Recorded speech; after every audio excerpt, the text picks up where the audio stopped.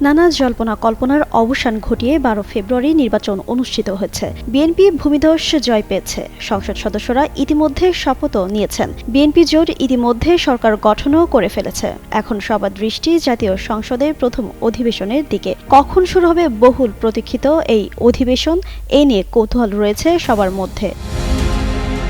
সংবিধান অনুযায়ী জাতীয় সংসদে নির্বাচনের ফলাফলের গেজেট প্রকাশে 30 দিনের মধ্যে রাষ্ট্রপতিকে নতুন সংসদের প্রথম অধিবেশন আহ্বান করতে হবে। তিনি প্রধানমন্ত্রীর লিখিত পরামর্শ অনুযায়ী তা করেন। বিজয়ী সংসদ সদস্যদের গেজেট 13 ফেব্রুয়ারি প্রকাশ করা হয়। সেই হিসেবে 14 মার্চের মধ্যে সংসদে প্রথম অধিবেশন বসতে হবে।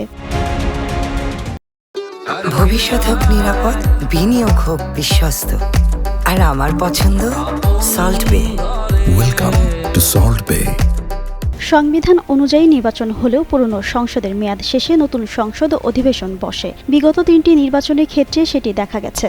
দ্বাদশ সংসদের সদস্যরা 2024 সালে 10 জানুয়ারি শপথ নিলেও প্রথম অধিবেশন বসেছিল 30 জানুয়ারি, কারণ একাদশ সংসদের মেয়াদ শেষ হয়েছিল ওই বছরের 29 জানুয়ারি। এবার সংসদ না থাকায় অধিবেশন শুরু করতে বেশি অপেক্ষা করতে হবে না।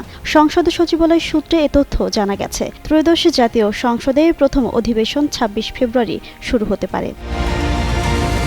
সংসদ সচিবালয় সূত্র বলছে, প্রথম অধিবেশন বসা নিয়ে সংসদ সচিবালয়ে কর্মকর্তাদের সঙ্গে বুধবার প্রধানমন্ত্রীর কার্যালয়ে বৈঠক হয়েছে। বৈঠকে 25 কিংবা 26 ফেব্রুয়ারি ত্রয়োদশ সংসদের প্রথম অধিবেশন বসার সিদ্ধান্ত হয়। বৃহস্পতিবার সংসদ সচিবালয়ের সচিব কানিজ মওলা সাংবাদিকদের বলেন, অধিবেশন বসার বিষয়ে কোনো নির্দেশনা তারা পাননি। 26 ফেব্রুয়ারি অধিবেশন বসা নিয়ে কি আলোচনা হয়েছে এমন প্রশ্নে তিনি বলেন, তারা এখনও শোনেনি। তবে শপথ গ্রহণের 1 মাসের মধ্যে সংসদ অধিবেশন বসার বাধ্যবাধকতা রয়েছে। জিন্নাত আরা ঋতু, যুগান্তর নিউজ।